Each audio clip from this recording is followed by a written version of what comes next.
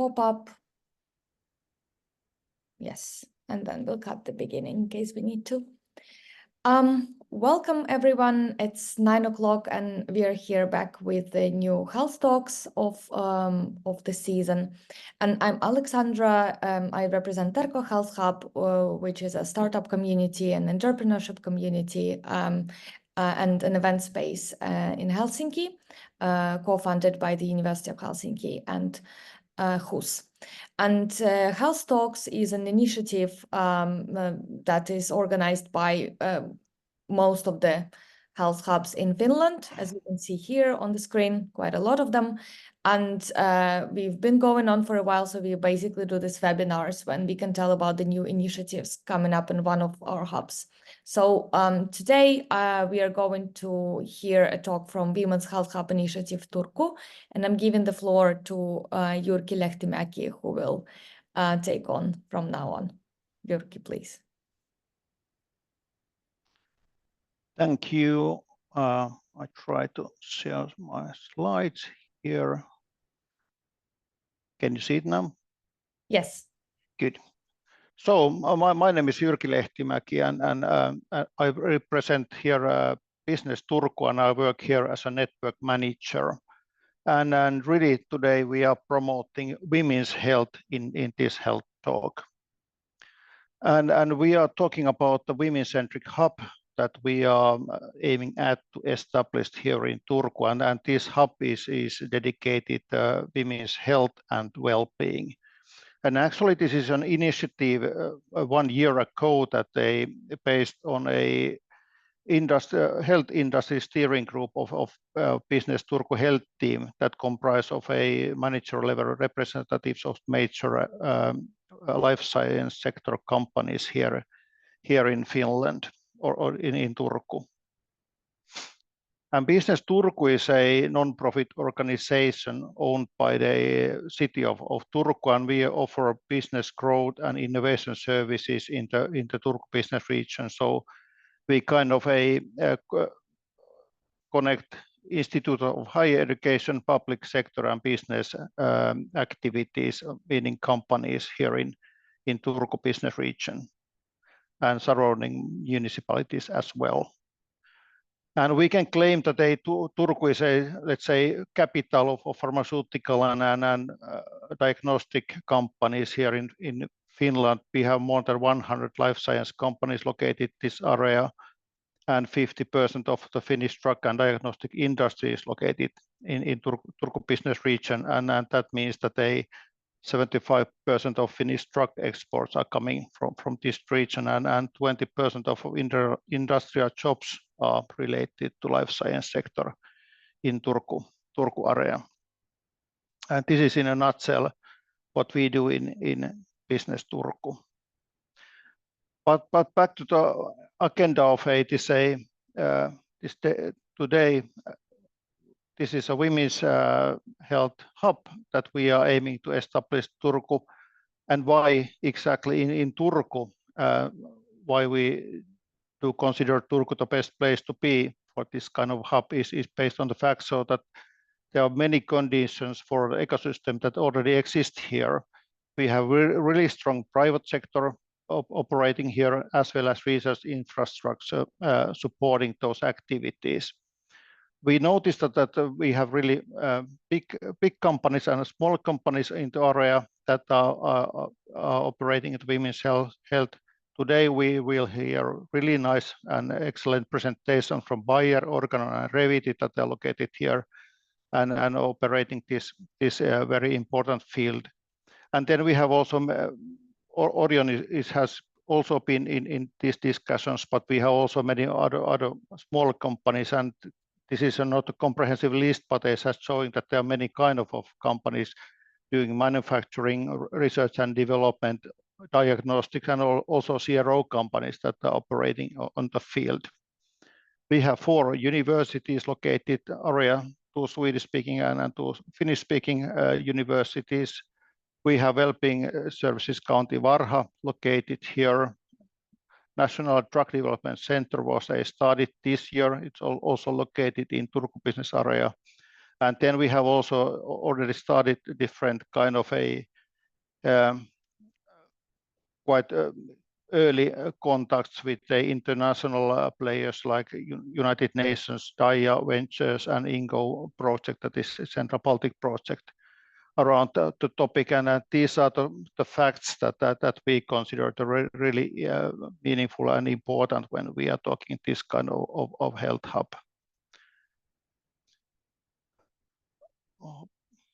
And what we are trying to do is go from silos to more like an ecosystem here. So create a common umbrella to increase awareness and visibility of women's health issues. That means branding and a different kind of events that we can organize here to promote this very important issue that's more described in the coming talks by Bayer, Organon, and Revity, how important this is and under-resourced currently. And also we aim at increasing collaboration between the companies and academia, and also public-private partnership initiatives. That's something that we are aiming at. And of course, we attract funding, investments, talents, and research activities in this field. That's the one goal as well. And what we consider the benefits from this kind of a women-centric hub is a like an increased visibility, collaboration, attract talents, and also create new business opportunities for new companies, and also new research programs and at the universities, and even clinical trials might be prompted by these kind of activities. And of course, as a business Turku, we will welcome all kind of invest in cases in this business area, creating more jobs and attractive even international interest in the field. But I like to emphasize here that although this is very Turku-focused presentation, but in practice this is call for a collaboration for all relevant players in Finland to join us to take this mission forward. And this is really in very initial steps. Currently, we had a startup meeting in this spring, and now we are collecting all the forces and take these actions forward.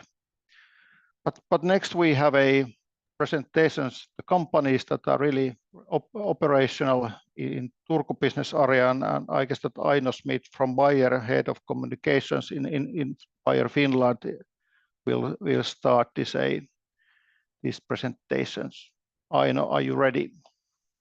I am indeed. Good morning to everybody, and what a pleasure to be here, and thank you so much for having us, and Jyrki for the excellent introduction to the topic. And let me just share my screen.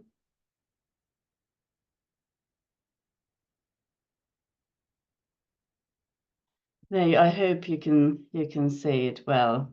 Yes. So as said, I'm the head of communications for Bayer in Finland. So I've been working for the company for over 15 years already. So I know very well, especially this area, and also as a disclaimer that I occupy myself in the area also on hobby basis. So I'm a board member of UN Women in Finland, and also support an organization called Women in Global Health. So I'm definitely driven by passion and have made this topic a lifestyle choice more or less. So a great pleasure to be here. And the way I have structured my presentation is that I've just say a few words about Bayer. Then I will touch the kind of like the gap in women's health, and then talk about our presence as a company in Turku. So just a very few words. So as a company, we operate in the area of healthcare and nutrition.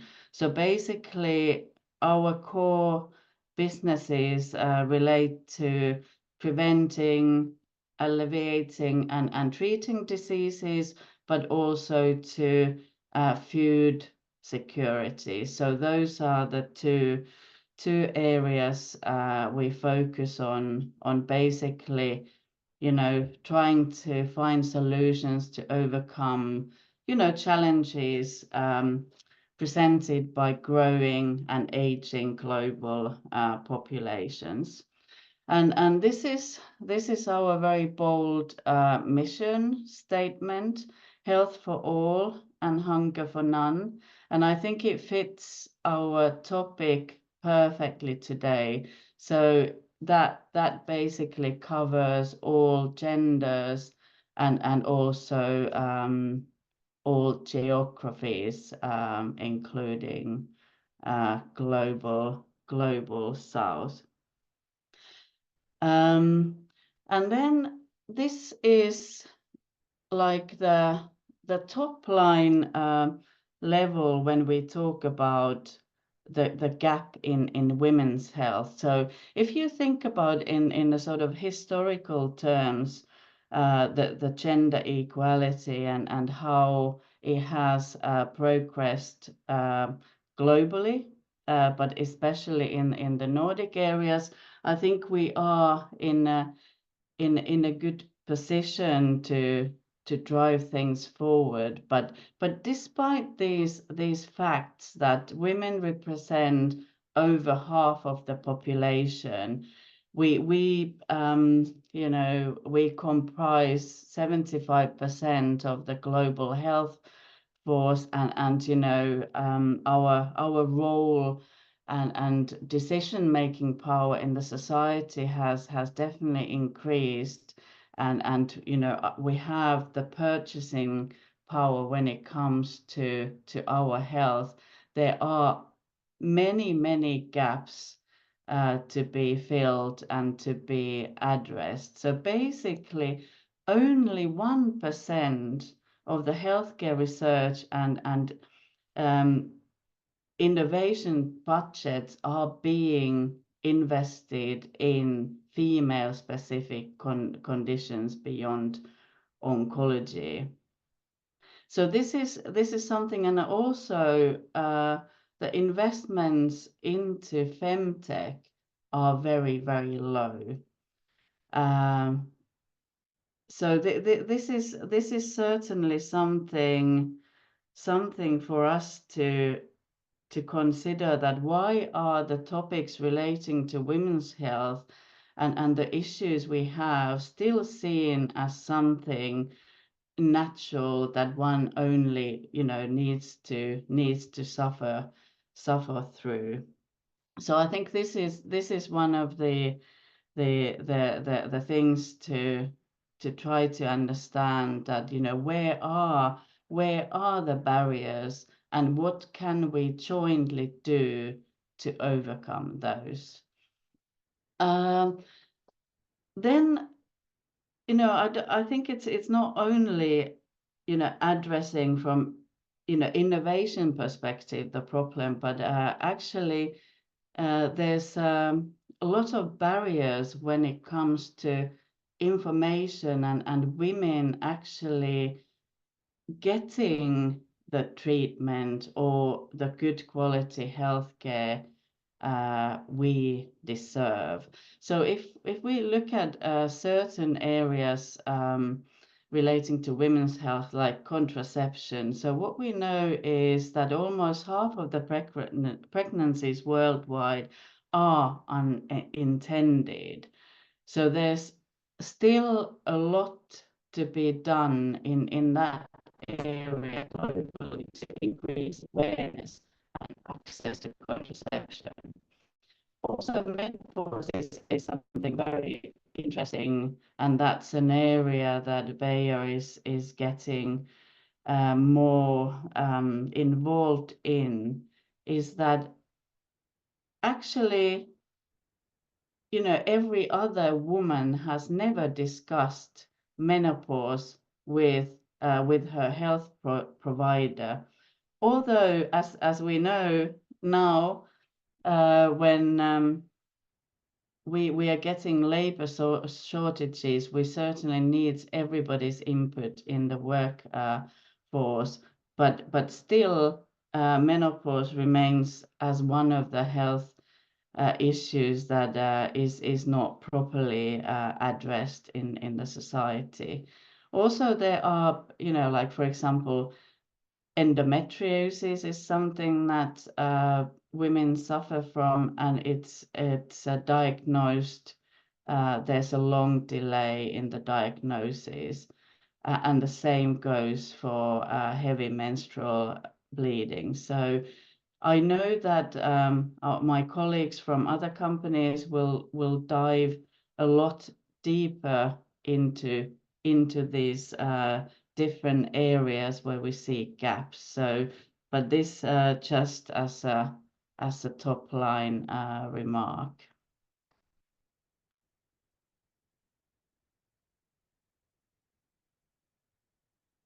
So, talking about a research-based company such as Bayer, of course, one way we address this gap is through R&D and innovation. So that's where we start. And here, actually, we have over a century of experience in the area of addressing, for example, contraception. So already 1923, the research started relating to so-called sex hormones, and we were bringing the first contraceptive pill to the market in the 60s.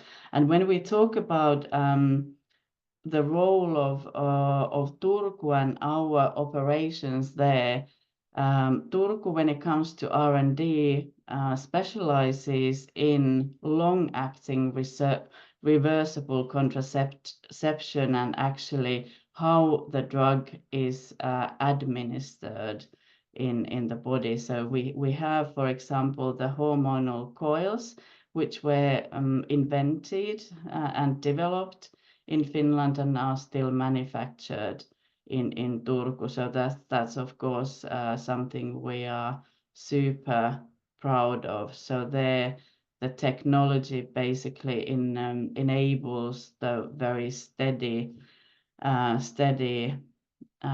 administration of the hormone for multiple years in the body. The second thing is of course production. So what we've done is that we've actually christened Turku the contraceptive capital of the world, because we think that our role when it comes to empowering women worldwide is worth marking in a bold statement. So we export actually contraception to more than 130 countries worldwide, and that of course means also employment in the area in Turku region, but also in Finland. It means investments. So we've just built a new production facility in Turku and invested 250 million in bringing that together. And of course, being successful in business means also tax money to Turku and Finland. So we are always one of the biggest corporate taxpayers in the country. And I think sustainability is an important aspect of what we do. So we try to increase the well-being in the world, but also do it in a sustainable manner. So we have all been carbon neutral in our own operations already since 2021. And then this slide is just to highlight that actually what we do is really, really important for Bayer globally as well. And I think, you know, the investments actually reflect the commitment we have. And also, you know, we are closely connected both to the business side. So our products manufactured in Turku are the third biggest, you know, best sellers in the whole pharmaceutical business for Bayer. So it's, you know, that's a good place to be when we talk about how we can actually collaborate in the ecosystem. And also we are closely connected to Bayer's global sustainability targets. So this is our global sustainability goal in the area of contraception. So we have made the bold promise to provide 100 million women in low and middle income countries with access to modern contraception by 2030 per year.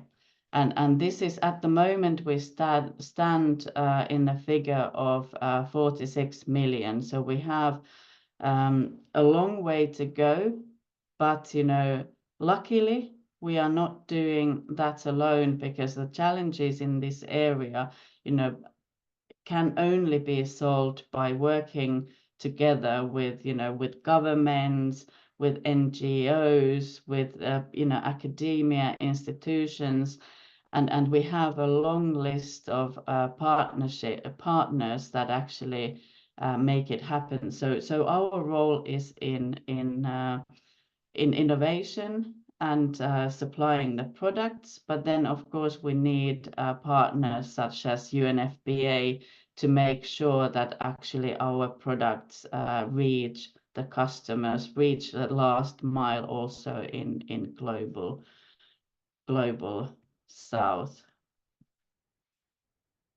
And this is my last slide, which is basically just to summarize that, you know, this is what our priorities are, and only with strong partners we can succeed. So as Jyrki said, you know, we see a lot of power, a lot of strength in the innovation ecosystem, where different stakeholders bring their strengths to the table, and we find together ways to advance things. So basically, we aim to increase access to contraception for women globally.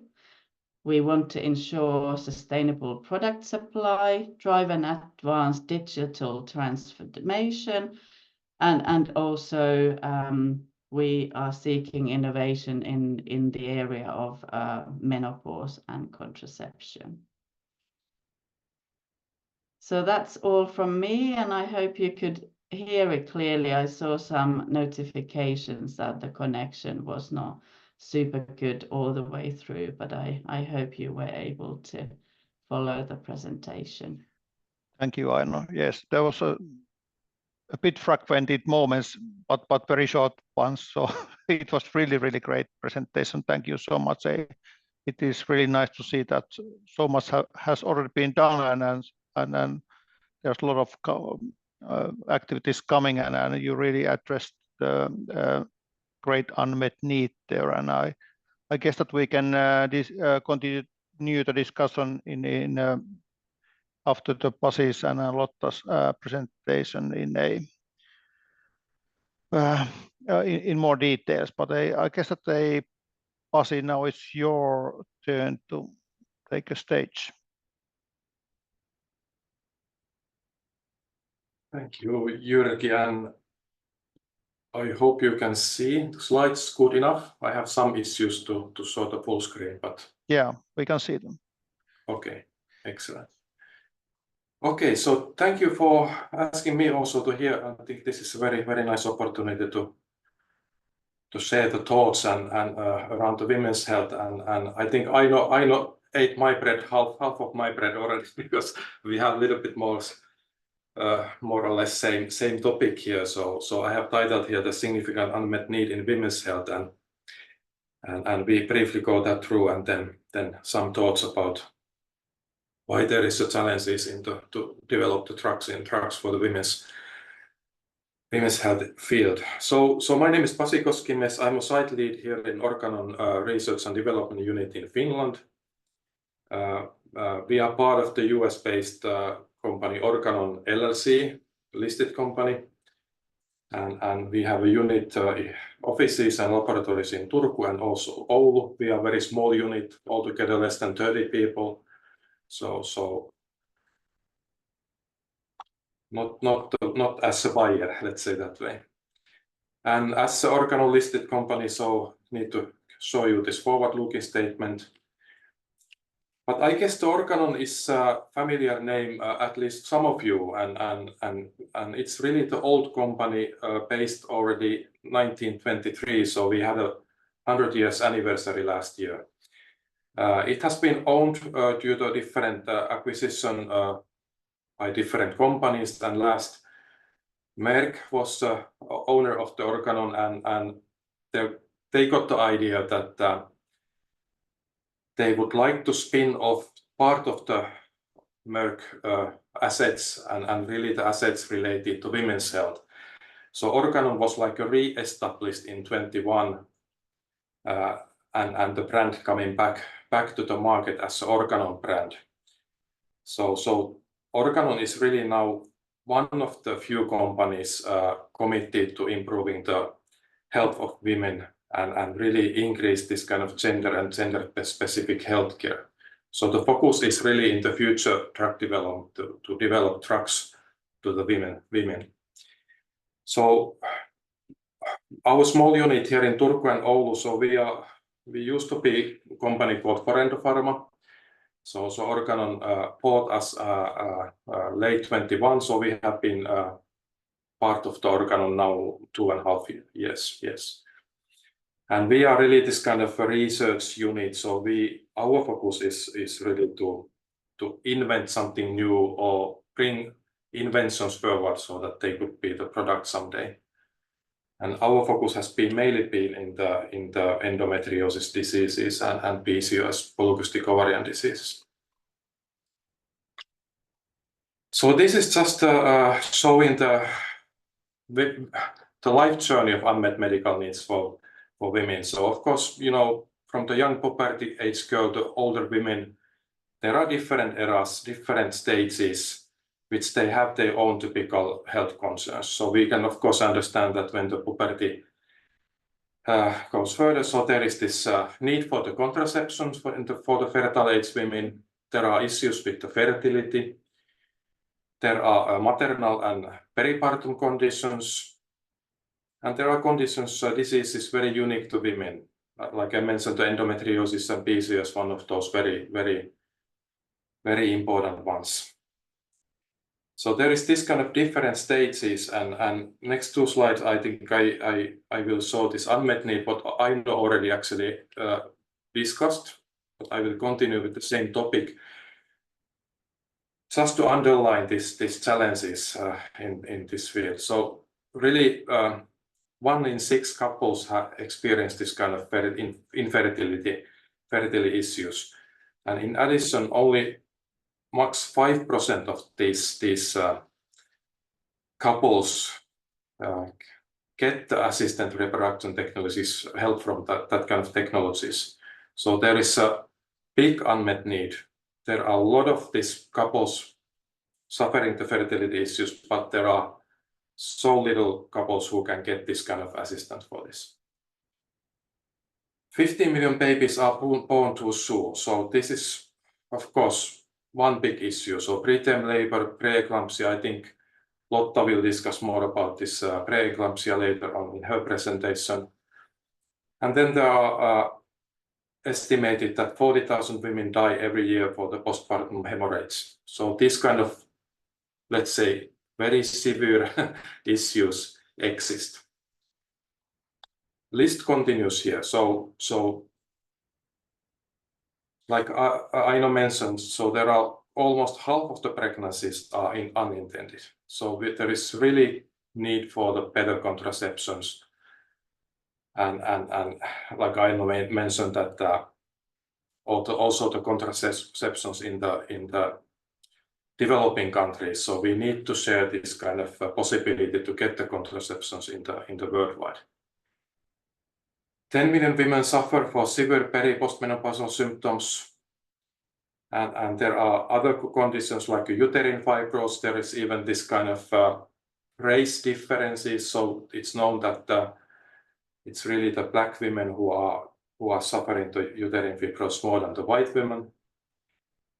And then we go to the endometriosis. So this is one of the biggest issues in the women's health. So 1 in 10 premenopausal has the endometriosis symptoms. Half of them are underdiagnosed, and diagnosis is really one of the key, let's say, the key challenges also. So it's really delayed the diagnosis with these women. So it can take years after first symptoms when this disease is diagnosed. So I think we all can agree that there is really this kind of significant unmet need.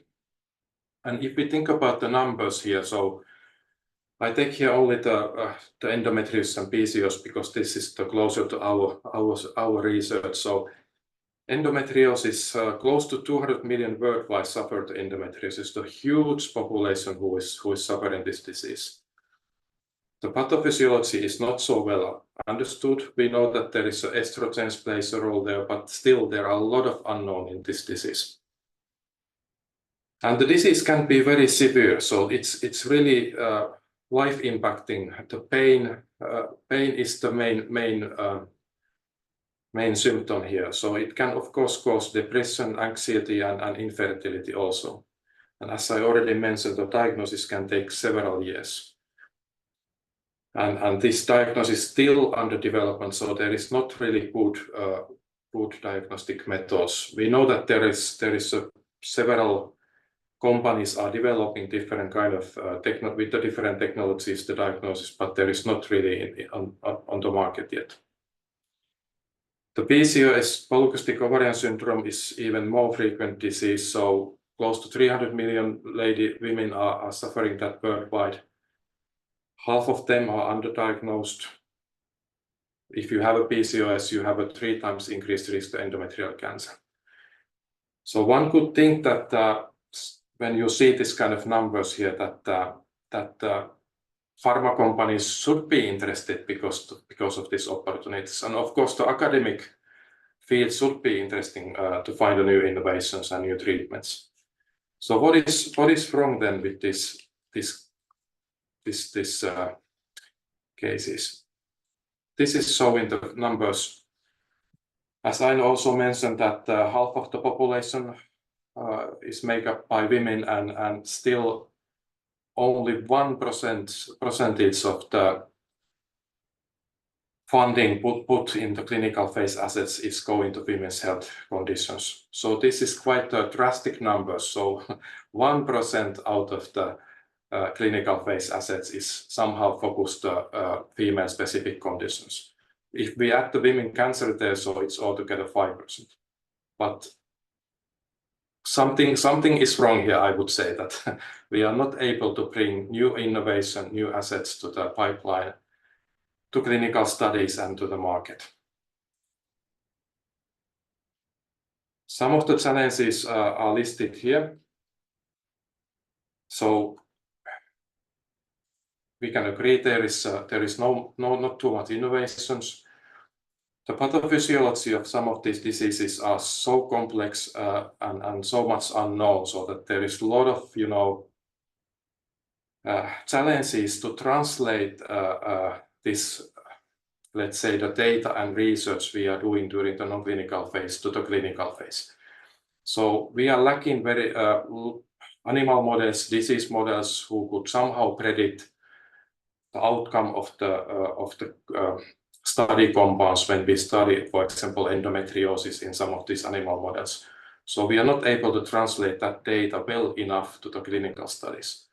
So there is a lot of needs to bring more disease models to this field so that we could better de-risk the drug development or already in the non-clinical development phase. We also need to move out of the hormonal therapies. We know that there is a lot of issues with the hormonal therapies, so there should be the new innovations focusing also the novel targets, really the novel mechanism of actions. And what comes to pharma, so I think if we think about this women-specific conditions or diseases, so the pharma is actually going the wrong direction. So there are examples to de-emphasizing the research in the women's health in some pharma companies. So I think the Organon is one of the few who is really committed now to focus the women's health and really try to push the new innovation through the non-clinical, through the clinical phase up to market. So this is and how we could do this. So it's really, I would emphasize the collaboration, especially with the academic work, because in academia we have real experts. They know these diseases best. So we should somehow increase this kind of opportunities to collaborate between the pharma and academic research group. Of course, we are also interested to collaborate with other companies, especially some startups, novel new companies, small companies who have good ideas how to tackle some of these diseases. So this is really the key, I think, and in Finland, I think we are in a very good position. We have a Business Finland funding instruments giving us the opportunity to collaborate and get the funding.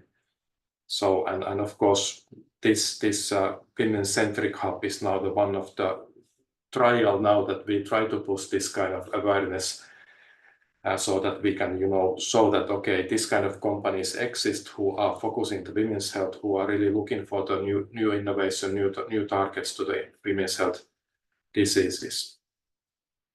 So I think I will close to this slide. So this is really, I think, summarizing that what we are looking for and what we should look for, and really interesting to discuss perhaps this a little bit more after Lotta's presentation. Okay, thank you. Thank you, Pasi. This was once again really nice presentation and really impressive figures and numbers there, demonstrating how much there is really an unmet need for a women's health field and how under-resourced it is currently. And you nicely pointed out so that there are many opportunities for to do business around the topic as well, but also much of research is needed, and collaboration is the key here. But we can continue the discussion in the panel discussion after that. But just for Aino and Pasi, there might be questions in the chat. If you can check whether there are something that you can answer in when we are listening to Lotta's presentation. So Lotta, please go forward. Thank you. I think we are all convinced that there is a true unmet need around women's health. Thank you, Aino and Pasi, for building the case. On my speak, so I will talk more about the global burden around preeclampsia, and that is a topic very close to my heart. So I'm the global prenatal segment leader here in Revity, and responsible of all our maternal and fetal health product lines. All right. I want to start with highlighting some opportunities for change for better. So I think maybe Pasi already touched this topic a little bit, but the pregnancies are really not addressed. It's less than 80% of pregnancies that are tested around the globe. for any conditions. Mostly they are tested for chromosomal disorders, just as Down syndrome, the yellow portion there. And then there is this new technology called non-invasive prenatal testing, which is then offered for even less pregnancies. And preeclampsia, you can maybe see this small portion, but it's really small portion of pregnancies that are tested for preeclampsia today. And I want to go a little bit deeper from where Pasi started. So I want to highlight that the maternal health disorders are really not addressed, and the prevalences are rather high. So there's many disorders and conditions affecting pregnant women. Preterm birth was already mentioned, fertility issues, but also gestational diabetes and other autoimmune or diabetes 2 disorders, and preeclampsia mentioned there as well, with 3% of prevalence. Looking at the mortality numbers, so hemorrhage was already seen as the most affected maternal mortality causing disorder, but preeclampsia is there also one of the leading causes for maternal mortality. And as we know, preeclampsia often can lead to premature delivery of the fetus. So at the same time, preeclampsia is also causing a lot of those premature births, which are also causes for neonatal mortality. So these numbers are big. Few words about Revity. So Revity is a true diagnostic and life science company. And within Revity, we have a reproductive health segment, and we do the maternal fetal health and also newborn health. And we are a true screening company. So what we offer for our laboratory customers, either public or private, we offer them complete IVD solutions, including reagents, instrument platforms, and software. And we do this to improve the health of the pregnant women, unborn babies, and newborn babies. Today, I will talk more about our maternal and fetal health side, but it's good to understand that the newborn screening side is the major part of our reproductive health business. And here at Turku site, we are the site developing and manufacturing the reproductive health products that Revity offers globally. And if I talk a little bit about the aneuploidy screening side before going more in depth to preeclampsia, I want to highlight that we've also been on the field for a while, so we have 30 years of experience. We are a market leader globally in biochemical prenatal serum screening, for example, for Down syndrome. And we have complete portfolios for the first and second trimester of the pregnancy. And there's also this new technology, non-invasive prenatal testing called Vanadis that we offer there. Then moving on to the maternal fetal well-being side. So we are also a market leader when it comes to preeclampsia prediction. So screening for preeclampsia in pregnant women. We also offer solutions for later preeclampsia. So when there is a woman with some general symptoms and she must be tested whether she is having preeclampsia or not.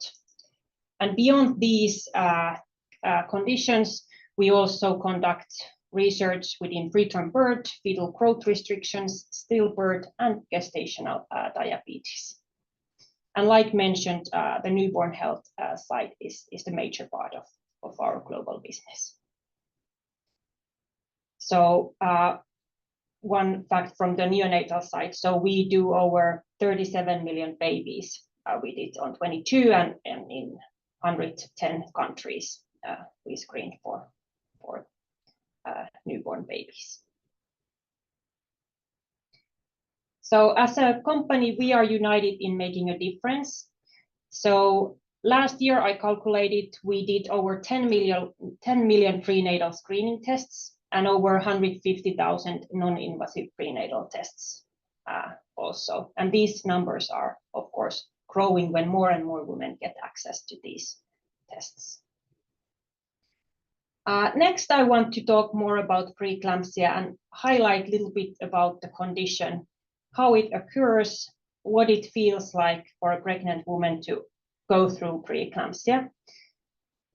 I had the opportunity to meet Alison Felix, who is a former, I guess, the best ever field and track athlete in the world. She has over 11 Olympic medals. She was sharing her story in Paris last October. She showed this picture of her field and track team in Rio de Janeiro Olympics. And she told that out of these 4 Olympic winners, 3 of them had to go through preeclampsia later in their pregnancy. And they lost one of their teammates for preeclampsia. And now I will let her share her story for you.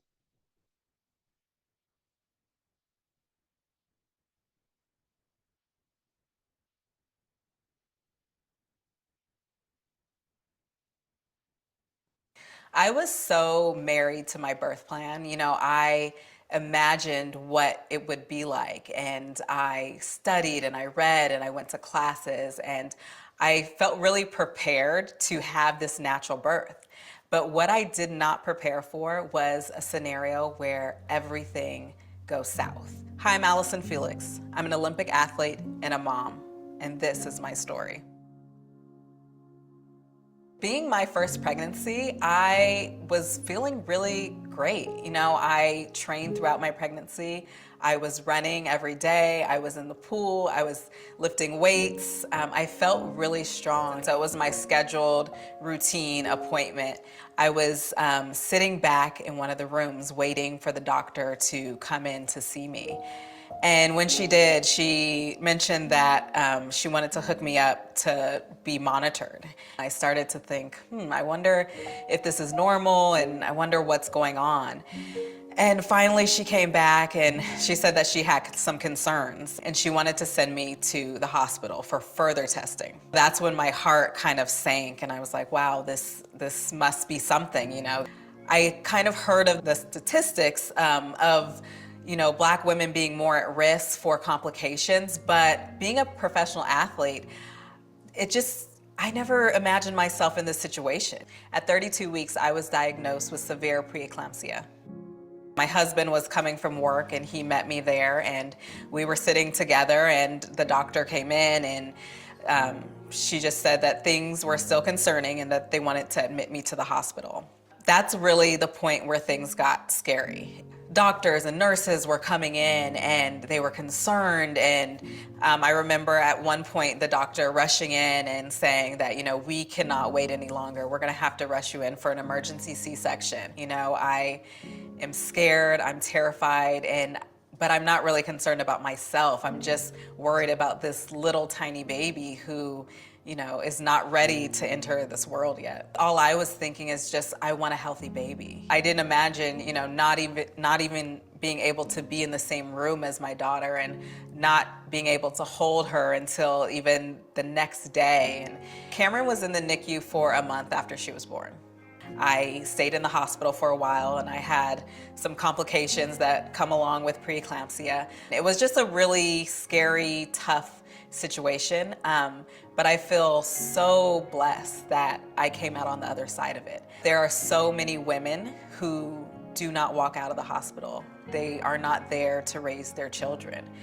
I really want women just to be aware, to know if they're at risk, to have a plan in place, to not be intimidated in doctors' offices, and to be heard, to be persistent about anything that does not feel normal, because I know how important it is. I know how scared I was, and I know how I didn't feel prepared or educated, and I don't want anyone else to feel that way. Hear her.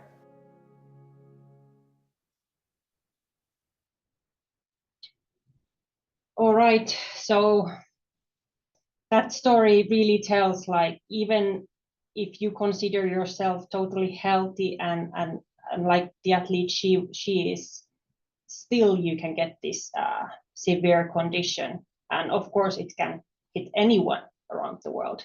So just to a little bit more open up the the numbers globally for preeclampsia. We have different kind of preeclampsia. We have preterm preeclampsia, we have preeclampsia, and then there's eclampsia as well. So the mothers at risk around the world, there's over 10 million women every year who develop preeclampsia. And out of these 10 million, we lose 76,000 women every year due to preeclampsia or these other hypertensive disorders. So if you do the math, every 7 minutes, one woman is losing her life due to preeclampsia. And it's not just the women who are in risk, it's also the infants. So it's estimated that around 500,000 babies die each year due to preeclampsia or other hypertensive disorders. And it's over 2.5 million babies that are preterm because of preeclampsia. So the numbers are high. And I also want to highlight that, like Alison mentioned, there's also a risk for you having different cardiovascular disorders or other complications after giving birth if you have preeclampsia. So there's also long-lasting effects for the woman after she has had preeclampsia. Next, a few words about how we can improve pregnancy care and how we can prevent preeclampsia. So like I mentioned in the start, we offer screening for preeclampsia. And if we look at the pregnancy, so preeclampsia can be screened in the first trimester from weeks 11 to 13. All women could be screened for preeclampsia in order to identify those with high risk of getting preeclampsia later in their pregnancy. And also women having symptoms related to preeclampsia, which can be high blood pressure or headache or some visual disorders. These very general symptoms, they also need to be tested whether they are having preeclampsia or not, so that the doctors know whether that woman needs to be hospitalized, whether her condition can go very bad very quickly, or can she be sent home and checked in a week or two. So these are the things that we can do for preeclampsia screening and management. And a little more about the screening side. So already on 2017, there were this OSPRE study published, and there they showed that there's real efficacy in screening and treating with aspirin. So like I mentioned in the earlier slide, from weeks 11 to 13, we can screen for preeclampsia, and it's a combined screening. So there's needed the medical history of the pregnant woman, then a blood test, a PLGF, placental growth factor test, blood pressure, and then ultrasound measurement. And by combining these all four things by a risk calculation algorithm, a woman can be then identified to be in a high risk. And for this high risk woman, they can be treated with 150 microliter of aspirin. And after this aspirin treatment, they've shown that there is significant reduction in the prevention rate. So getting preeclampsia before 32 weeks, there's a reduction of 90% after that aspirin treatment, and 82% of prevention before week 34. And we go beyond that. So they've later on showed also how the length of the neonatal intensive care unit stay can be reduced by 68% after this aspirin treatment for the mother. So even if all the high risk babies, of course, go to NICU, but the stay can be reduced by 68% if the mother was treated with aspirin. And there we can, of course, cut on healthcare cost and also improve significantly the infant survival rate. So I hope these convince you also on the call to action for preeclampsia and preventing preeclampsia and raising the awareness around preeclampsia. Then I will use my last minute to little bit talk about also the non-invasive prenatal testing. So like I mentioned in the beginning of my presentation, there is this traditional combined biochemical screening that is conducted widely around the world today. And it is rather good detection rate, so we can detect from 85 to 90% of, for example, Down syndromes in the unborn child. And with the non-invasive prenatal testing, we can detect up to 99% and with less false positives. So what we want to do, of course, as Revity, we want to offer this new technology for all laboratories. And what is unique with our solution called Vanadis is that it's fully automated. It can be placed in any lab. It doesn't require any genomics or bioinformatics capabilities. And so we can get more and more women also access for NIPT. My call to action for this audience today is also to keep us in mind. I'm of course interested whether there are any researchers or startups around prenatal. So please, if you have some innovation in your hands, please contact me, and I'm happy to also hear what you have there, and happy to continue for the discussions as a group. Thank you. Thank you, Lotta. Really excellent presentation. And I suppose that your company is even better known as Perkin-Elmer, your previous name, and Vallaki here in Finland or in Turku area is known, but now you are in Revity. Yes. After you're a new organization. Yes, we were split some time ago, a year ago, and now we are Revity.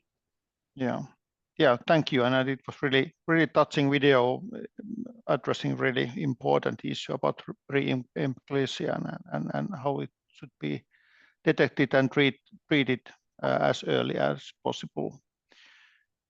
And I'm really impressed. So I have been participating in many meetings and events and discussing and listening all kind of talk about women's health and that something should be done, but it's really impressive to see so that they in here Turku we have really a companies that are really doing things already, and that's very important. So the actions are that makes the difference in the end, so that you are really operating all your companies, and there are also many other companies in this region that are really doing things already.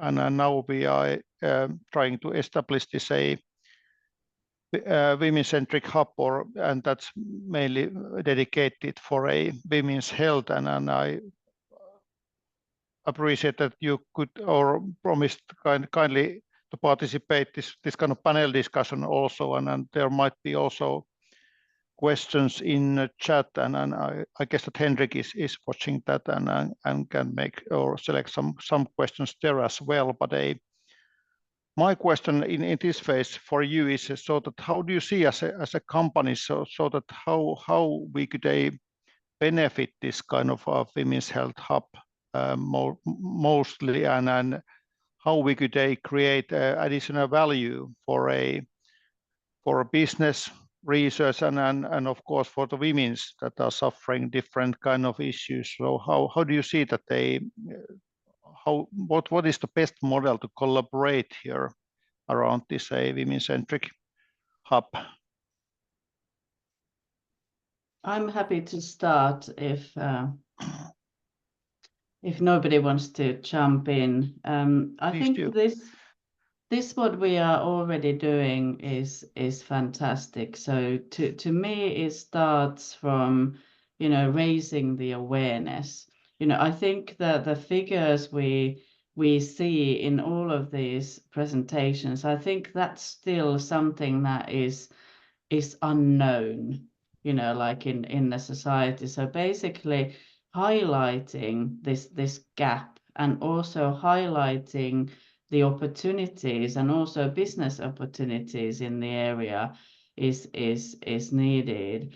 And secondly, I think everybody agrees, also the big pharma, that that there's a lot of success in the strong ecosystem, and like Finland lives from innovation. So I'm convinced that bringing different abilities and different skills, different types of innovations together, makes everybody stronger.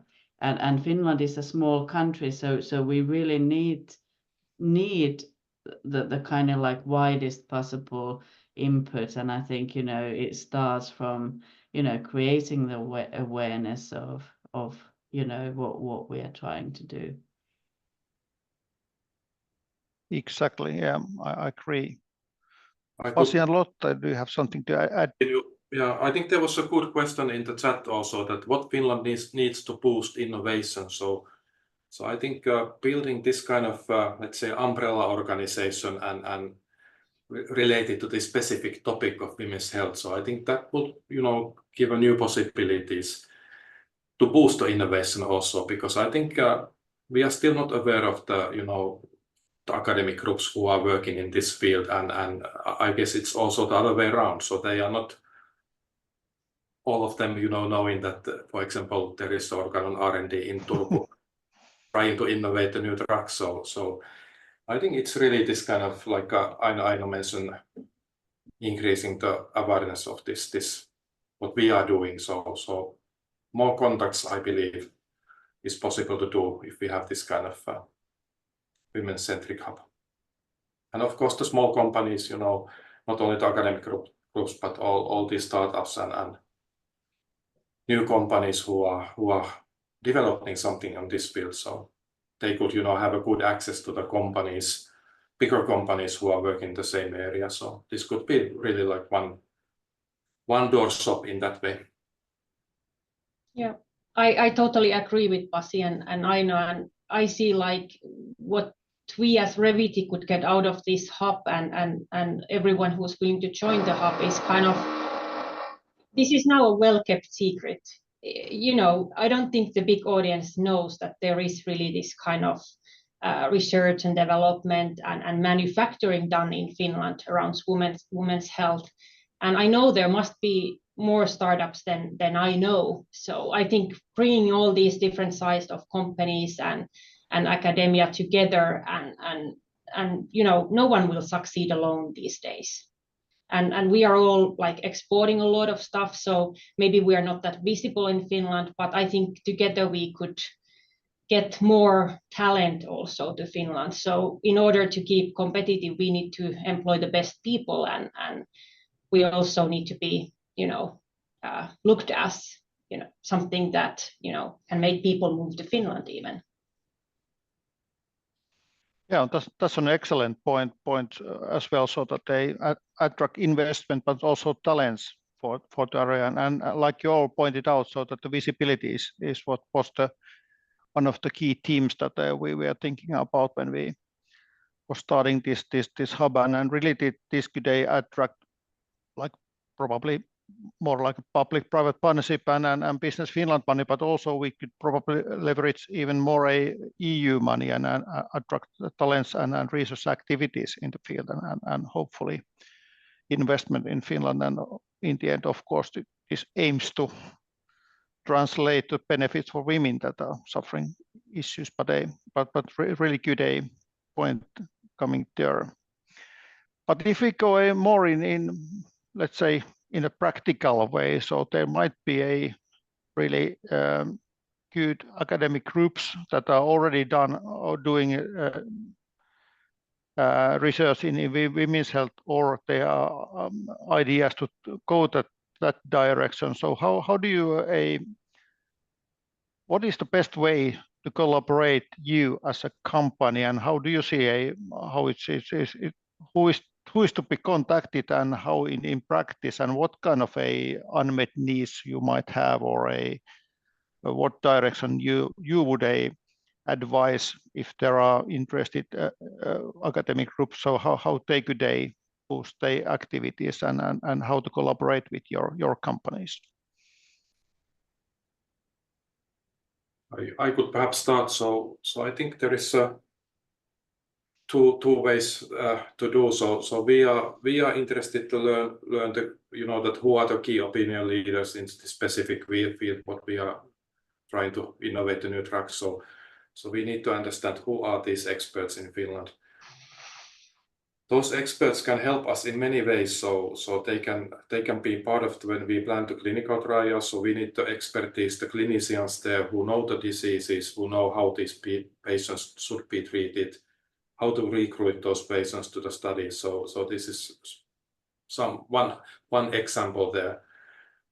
And then I think the other way around, that like we already discussed, that there are good research done in Finland and also in the women's health area. So I think these kind of small research groups all around Finland, so if they have something, interesting coming there, and they are thinking that how they could, fund this research further. So there is no harm to take the contact to this kind of companies like we are now presenting today here. So there is always possibilities that if we are interested, so we can somehow collaborate, somehow co-fund. We can use the Business Finland funding instruments. There are also some other funding instruments available in Finland. There are also in Finland, I think we have very nice systems. We have this postdoc for companies kind of activities where we can get the fund if there is someone in, let's say, in academic group interested to move to the pharma company or industry and really collaborate also in that way. So I think there are several different kind of approaches we can think of with this academic group. So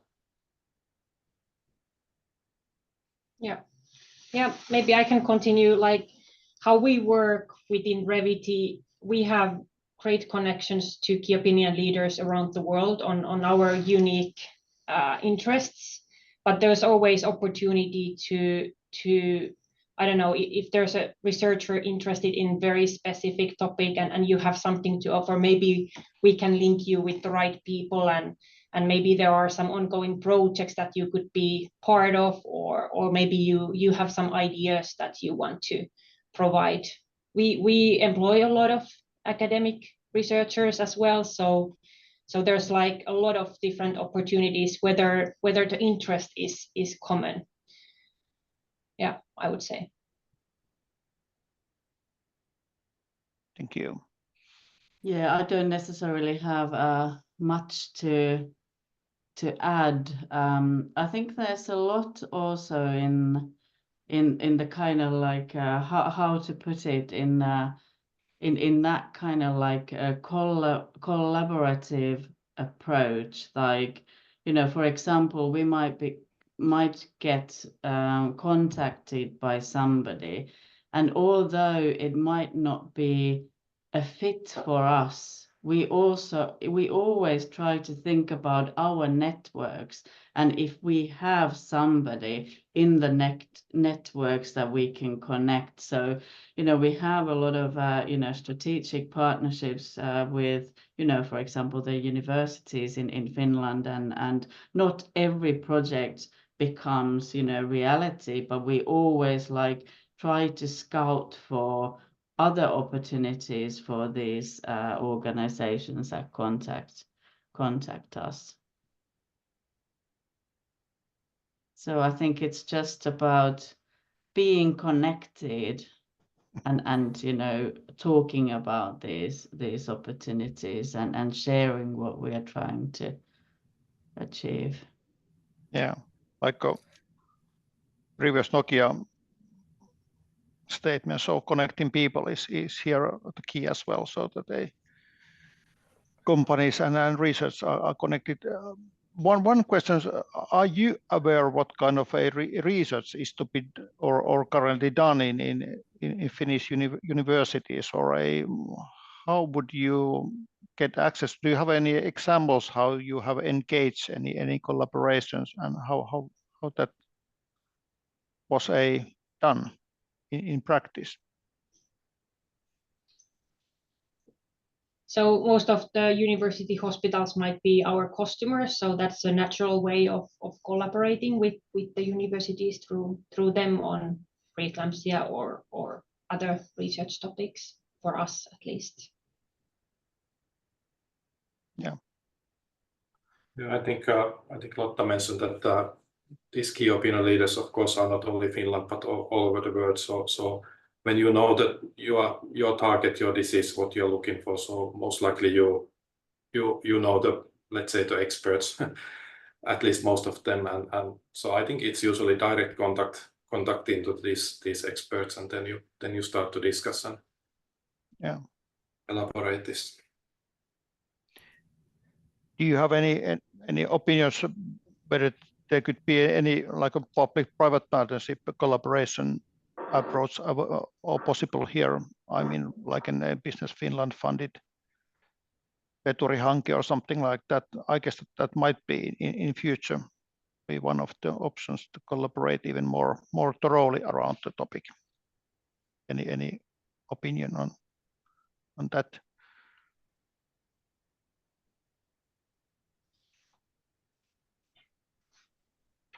Yeah, I think we have also some Business Finland funded projects, and of course those are always interesting, and if we can come up with something collaborative with this hub or some members of the hub, that is also an interest of ours, of course. Yeah.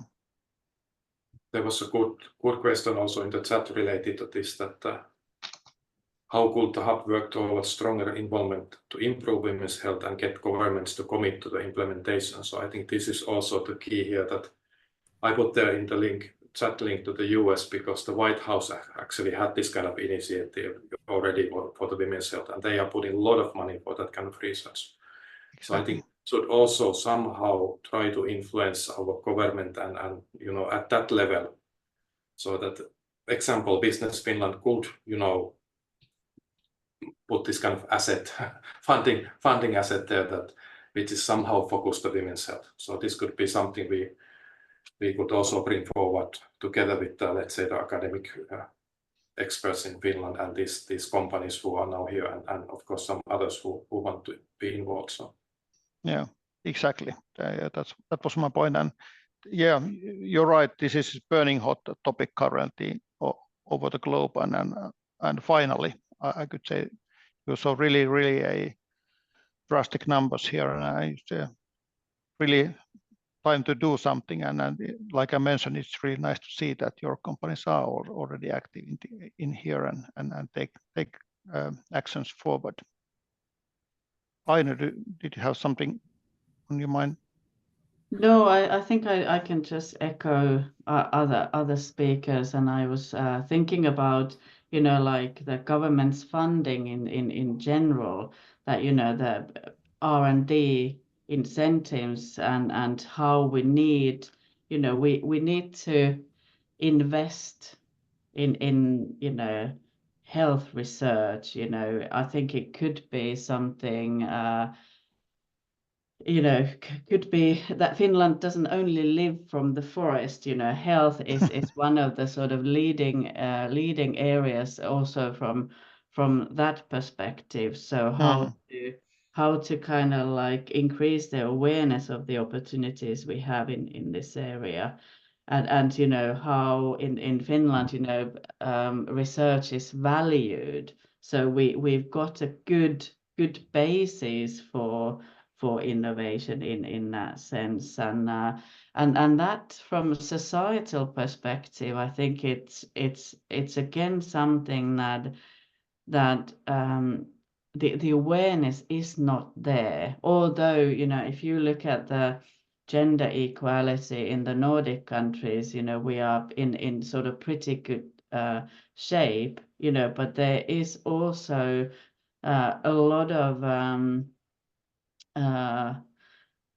still a lot of I don't know, is it myths or is it just lack of understanding of the journey, the health journey women have, and the gaps there are. So I think if we also connect not only with like academia companies, but also with decision makers in the societal level, and bring this topic, create more awareness of it, I think that will benefit everybody. I mentioned, for example, menopause, that the symptoms are not understood, and it's not understood that, you know, it can be treated, and, you know, it helps women to stay productive in the working life. So, you know, it has a lot of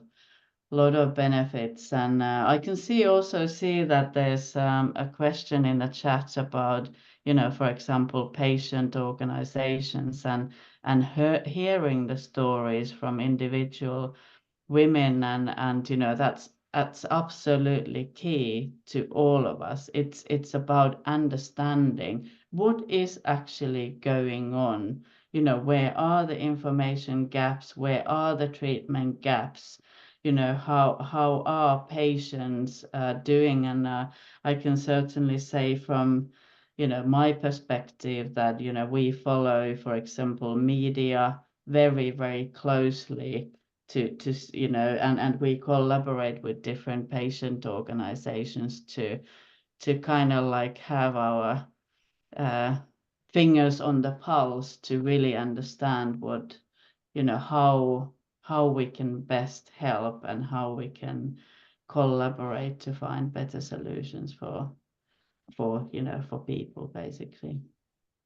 Yeah, maybe I could add on, Aina, you were asking kind of investment on the innovation side, but maybe it would also help us if government could commit to implementation. I saw a great question there in the chat. So with this hub, if we could together get more awareness within the decision makers to really commit on implementing these innovations that we are working on, because I think Finland's public health is well looked around the world. We did quite well with COVID, and maybe we could do even better with women's health and stand up as a country with investing in women's health. We can see current US government doing a lot for reproductive health rights and women's rights. Let's see what the next one does. But I mean, in Finland, maybe this hub could also work towards government for implementing these innovations and committing in funding those and towards there. Yeah, excellent statement here. And really what Aino pointed out, so the patients' organizations are really a key here, so that really finding the unmet needs there and discuss with the relevant people for sure. Yeah, get voice heard. Like, I mean, that is the key thing, to get the people who really suffer to tell their story. Their story also for the decision makers. I think maybe we can facilitate that together. Exactly. Yeah, and then there was also one question I noticed, so that related to EU funding, so that what I said earlier, so that probably even leveraging a EU funding might be one option to take things forward. But Henrik, you have There's one question in the chat that is especially interesting to me as well. So how can small enterprises join the innovation process to bring new perspectives? Is there anything concrete what they could do? And then also, for example, what is your opinion on, let's say, digital health companions and that sort of stuff? How can we bring these digital health companies and other companies into the process? That's a broad question, but I would say just reach out to us and let us know what you have, because I think in the future, no matter who from the hub, we are competitive if we have the right software and the right digital capabilities. So we are, as a company, very interested in innovations in that field and collaborators as well. So I would just ask to reach out to the hub or certain companies that you have something to offer. Yeah, I think the question that how small enterprises join the innovation process, so that is of course much depending that who has innovated and what. So I mean that if the small companies, if the innovation is coming from them, so then I encourage to contact this hub or these companies.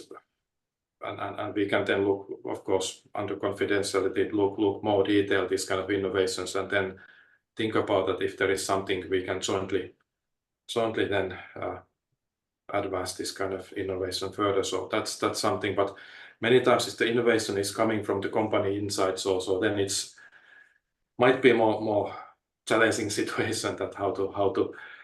But of course, at least for us, we are a small company, so we are always looking for this kind of collaboration and expertise outside. So we are so much depending this what is happening outside of our company. So in that respect, I think there is always possibilities to collaboration, even that we have our own innovation. So we need some help there always.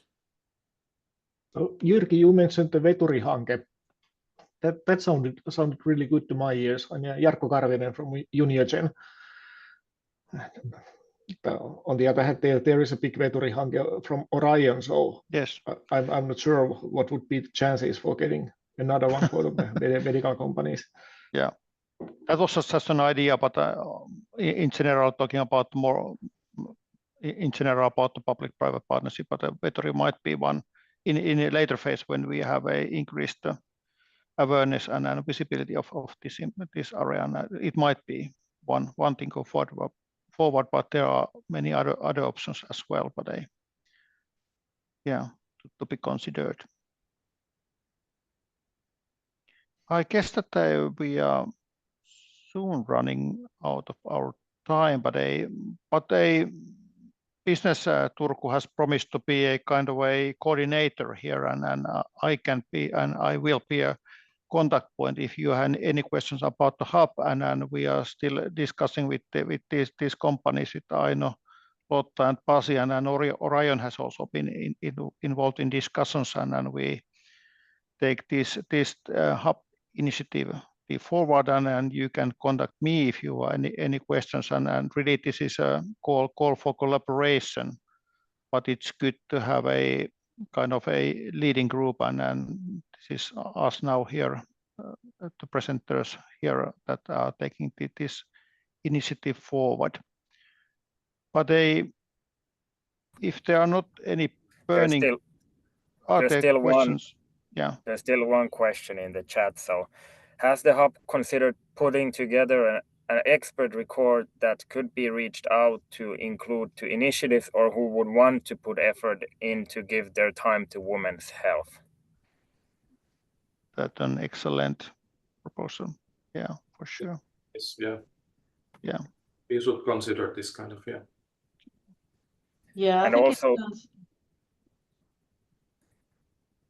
also we saw we saw that there was Slack channel mentioned, Fem Health Insights communities. So all of these are welcome, and we hope to include them as well and get everyone's opinion on this initiative. Exactly. Yeah. I was really thinking about, and this has been really great to listen to the conversation and all the questions, that maybe we should consider some kind of like mapping exercise, that what kind of research is ongoing, what are the startups, like who is actually, we talk about some kind of ecosystem, so what kind of